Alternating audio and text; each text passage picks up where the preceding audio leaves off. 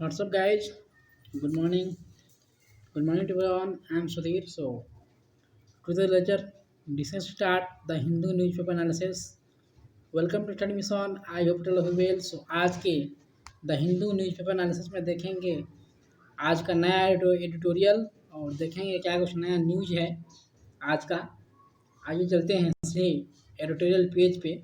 और आप यहाँ पे देखिए, न्यूज़पेपर डाउनलोड करना चाहते हैं तो आप यहाँ पे डाउनलोड कर सकते हैं, पीडीएफ पा सकते हैं। टेलीग्राम पे जुड़ जाइए न्यूज़पेपर के, वहाँ पे आप लोगों को डेली मिलेगा।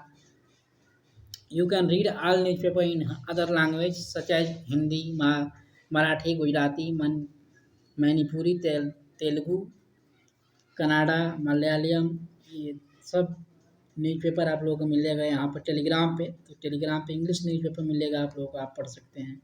तो आप लोगों को बेनिफिशियल है, यहाँ पर टेलीग्राम ज्वाइन कर लीजिए इसका न्यूज़पेपर का, तो आप लोगों को मिलता रहेगा डेली का। आइए चलते हैं लेक्चर में। और देखिए आज हम कुछ महाराष्ट्र के बारे में डिस्कस करेंगे। महाराष्ट्र का जो गवर्नमेंट चल रही है, जो गवर्नर चल रहा है गवर्नमेंट का, वहाँ पर हम लोग यहाँ पे खींचतानी जो हो रही है गवर्नमेंट और गवर्नर के बीच में, तो उसके बारे में डिस्कस करेंगे आज हम। तो इंटरप्रिएट रेडिएटर के बारे में हम लोग डिस्कस करेंगे आज। द महाराष्ट्र गवर्नर कमलेशिंग the government response to the pandemic. तो पेंडेमिक के सिचुएशन में गवर्नमेंट का क्या रिस्पॉन्स रहा है गवर्नर को लेकर और स्टेट को लेकर, तो वही देखेंगे हम लोग। देखिए महाराष्ट्र के जो गवर्नर हैं भगत सिंह कोश्यारी एंड जो चीफ मिनिस्टर हैं उद्धव ठाकुर, तो इन दोनों के बीच में अभी खींचतानी चल रहा है गवर्नमेंट को टेकल करने को लेकर, गवर्नमेंट चलाने को लेकर। तो यहाँ पे कैसे एक गवर्नर का देखिए, गवर्नर का पावर होता है, गवर्नर एक डबल कार्य करता है। एक तो वो गवर्नर का पद लेता है, अपने स्टेट को संभालता है, और दूसरा चीज़ गवर्नर जो होता है वह सेंटर और स्टेट दोनों लेकर चलता है।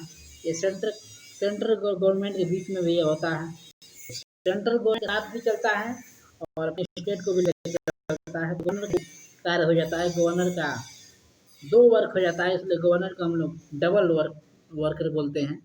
तो यहाँ पे गवर्नर कैसे लेके चलेगी, कैसे कनेक्टिविटी बनाएगी एक सेंट्रल गवर्नमेंट के साथ और अपने स्टेट को भी कैसे लेकर चलेगी, तो उसकी बात हो रही है यहाँ पे। तो हमारे अगर कॉन्स्टिट्यूशन की बात करें तो कॉन्स्टिट्यूशन हमारा ये नहीं कहता है, संविधान ये नहीं कहता है कि हम कोई भी गवर्नर या चीफ मिनिस्टर के साथ खींचतानी करें।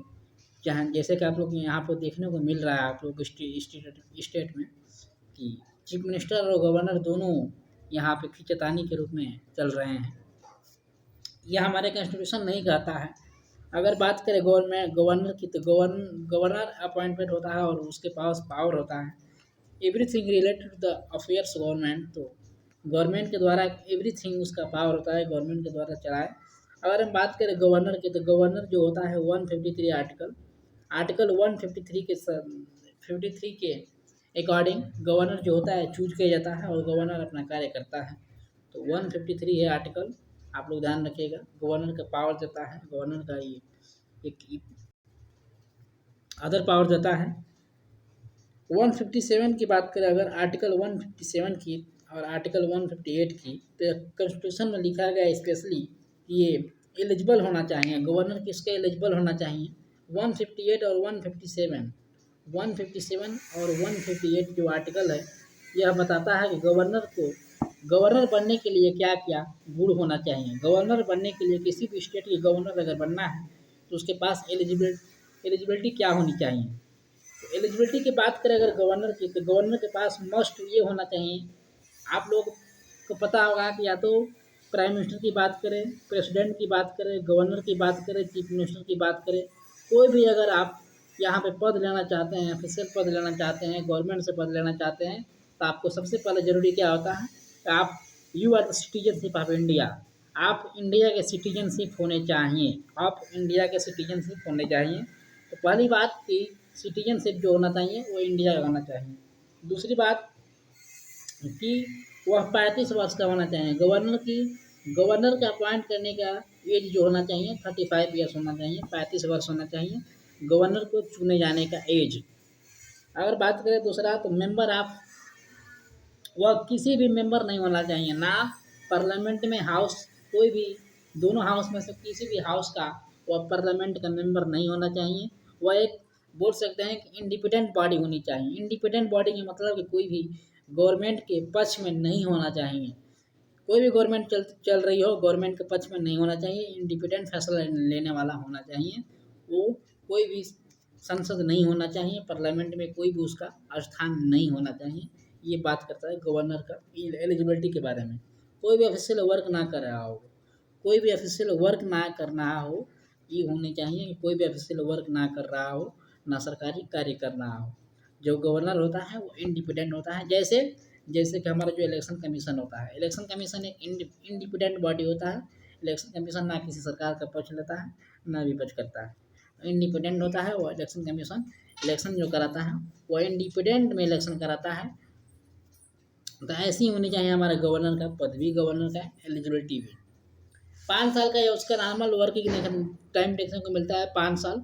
गवर्नर का जो टाइम ड्यूरेशन होता है 5 साल होता है, आप लोग को पता होगा। तो 5 साल नॉर्मल होता है, लेकिन बीच बीच में वह टर्मिनेट कर सकता है, यानी कि हट भी सकता है। किसके द्वारा? तो अपने पावर रिमूव भी हो सकता है, उसका पावर रिमूव हो सकता है, अपने पावर को खो सकता है प्रेसिडेंट के द्वारा। जी हाँ, प्रेसिडेंट के द्वारा भी अपने पावर खो सकता है। पहली बात कि प्रेसिडेंट तो उसको हटा सकता है। प्रेसिडेंट देखेगा कि गवर्नर अच्छा नहीं है, गवर्नर के ऊपर रेड केस है, ये केस है, वो केस है, तो गवर्नर को हटा सकता है। प्रेसिडेंट का पावर दिया गया है, तो ये प्रेसिडेंट का पावर दिया गया है। अगर बात करें दूसरे चीज़ की रिजाइन दे सकता है। वो अपने कार्य से सहमत नहीं होगा, उसका कार्य अच्छा नहीं लगेगा, तो गवर्नर अपना रिजाइन खुद दे सकता है। आप लोग क्वेश्चन का आंसर बताइए, गवर्नर रिजाइन किसको देगा? जी हाँ, गवर्नर अपना रिजाइनेशन लेटर किसको देगा? तो गवर्नर रिजाइन भी दे सकता है। दूसरी बात, तीसरी बात, वो टर्मिनेट करेगा, रिमूव उसका पावर हो सकता है गवर्नर का, किसके द्वारा? तो काउंसिल ऑफ मिनिस्टर के द्वारा, यानी कि prime minister council of minister के द्वारा वो रिमूव हो सकता है। अगर काउंसिल ऑफ मिनिस्टर जो है वो प्राइम मिनिस्टर के द्वारा अगर उसको बात की जाए, तो जो काउंसिल ऑफ मिनिस्टर है उसको रिमूव कर सकता है, उसके जो पीएम के अनुसार, प्राइम मिनिस्टर के अनुसार उसको रिमूव कर सकता है, उसके कार्य क्षमता को देखकर, अगर कार्य अच्छा नहीं होगा तो।